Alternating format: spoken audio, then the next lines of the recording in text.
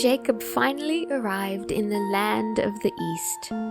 In the distance he saw 3 flocks of sheep lying in an open field beside a well, waiting to be watered. But a heavy stone covered the mouth of the well. There it was custom to wait for all the flocks to arrive before removing the stone.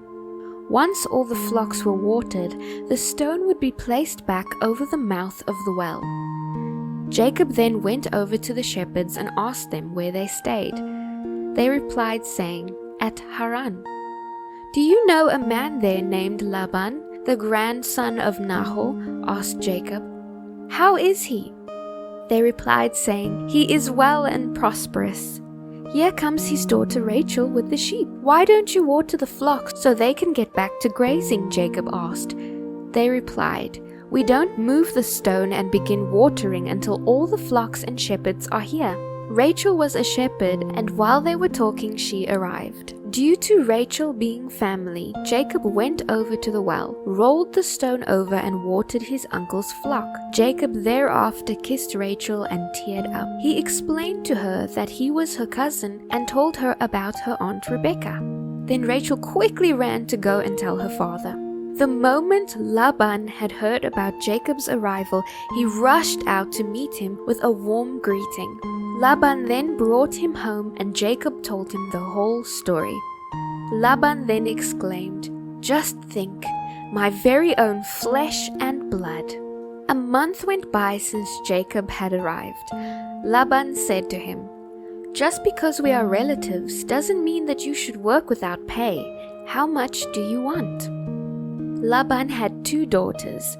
His eldest daughter's name was Leah, and his youngest daughter's name was Rachel. Leah had pretty eyes, but Rachel was beautiful in every way. Jacob was in love with Rachel, and so he told her father that he will work for him for 7 years if Laban gives him his daughter Rachel as his wife. Laban replied, "Agreed. I'd rather give her to you than someone outside the family." Jacob then spent the next 7 years paying for Rachel. His love for Rachel was so strong that 7 years felt like a few days. And finally the time came for him to marry her. Jacob then said to Laban, "I have fulfilled my contract now. Give me my wife so that we can be married." Laban then invited everyone in the neighborhood to celebrate the wedding feast. That night when it was dark, Laban took Leah to Jacob, and he slept with her. Then Laban gave Leah a servant named Zilpah to be her maid. When Jacob woke up the next morning, he saw it was a trap. It was Leah. Jacob then raged to Laban, "What sort of trick is this? I worked 7 years for Rachel, and you give me Leah instead? Why this trickery?" Laban replied, "We don't marry off a younger daughter ahead of the firstborn daughter. Wait for the bridal week to be over, then you can have Rachel too, unless you promise to work another 7 years for me." Jacob then agreed to work 7 more years for Rachel. A week had gone by after Jacob married Leah, then Laban gave him Rachel too. Laban then gave Rachel a servant named Bilhah. Jacob loved Rachel more than Leah. After Laban gave Rachel to Jacob, they slept together. Jacob stayed and worked an additional 7 years. The Lord let Leah have a child because she was so unloved, and Rachel remained childless. Leah had a son and named him Reuben, for she said, "The Lord has noticed my misery, and my husband will love me." She soon became pregnant again and had another son named Simeon, for she said, "The Lord has heard that I was unloved, and he has given me another child." She became pregnant again. She had another son named Levi, for she said, "Surely now my husband will feel affection for me, as I have given him 3 sons." She became pregnant yet again and had a son named Judah, for she said, "Now I will praise the Lord." Thereafter she had no more children. Rachel became jealous of her sister as she saw that she wasn't having any children. She then exclaimed to Jacob, "Give me children or I'll die." Jacob was extremely upset and asked, "Am I God? He is the only one that is able to give you children." Rachel then told Jacob to sleep with her servant Bilhah and said, "She will bear children for me." So Rachel gave Bilhah to Jacob to be his wife. Bilhah then fell pregnant with a son, and Rachel named him Dan, for she said, "God has vindicated me. He heard my request and has given me a son." Bilhah then became pregnant again and had another son. Rachel named him Naphtali, for she said, "I have an intense struggle with my sister and I am winning."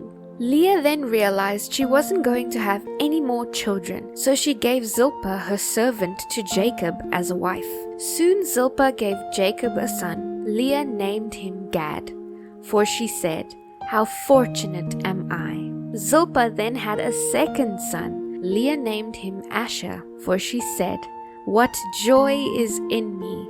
The other woman will consider me happy indeed." During the wheat harvest one day, Reuben found mandrakes growing in the field, and so he brought the roots to his mother Leah. Rachel wanted some and begged Leah.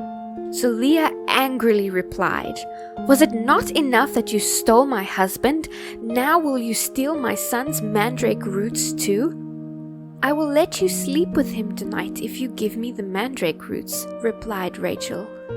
As Jacob was coming home that night, Leah went out to meet him. She said to Jacob, "You must sleep with me tonight. I have paid for you with some mandrake roots my son has found." So Jacob slept with her, and God answered her prayers. She became pregnant with her 5th son, and she named him Issachar, for she said, "God has rewarded me for giving my servant to my husband as a wife." Later on, she became pregnant with her 6th son, and his name was Zebulun, for she said, "God has given me good gifts for my husband. Now he will honor me, for I have given him 6 sons." A while later, she gave birth to a daughter named Dinah.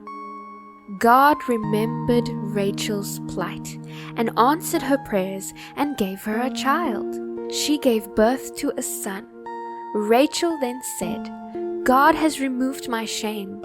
She named him Joseph, for she said, "May the Lord give me yet another son."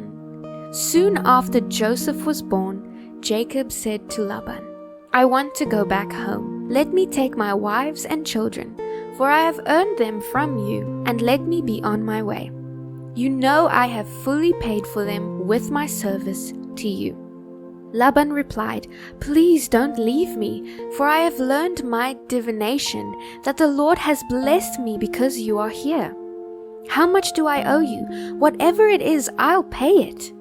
Jacob replied, "You know how faithfully I've served you through these many years, and how your flocks have grown. You did have little before I came, and your wealth has increased enormously. The Lord has blessed you from everything I do. But now what about me? When should I provide for my family?" Laban asked, "What wages do you want?" Jacob replied, saying, "Don't give me anything at all. Just do one thing, and I will go back to work for you. Let me go out among your flocks today. Let me remove all the goats and sheep that are speckled and spotted, as well as the dark-colored sheep. You can give them to me as wages. This will make it easy for you to see whether or not I have been honest. If you find in my flock any white sheep or goats that are not speckled, you will know that I have stolen them from you." Laban replied, "All right, it will be as you have said." That very day, Laban went out and removed all the male speckled and spotted goats, the females that were speckled and spotted with any white patches, and all the dark sheep. He then placed them in the care of his sons, and they took them 3 days' distance of where Jacob was. Meanwhile, Jacob stayed and cared for Laban's flock. Jacob took fresh shoots of pulpa, almond, and plane trees and peeled off strips of the bark to make white streaks on them. He then set up these peeled branches beside the watering troughs so Laban's flock would see them as they came to drink, for that was when they mated. So when the flocks mated in front of the white streaked branches, all their offspring were streaked, speckled, and spotted.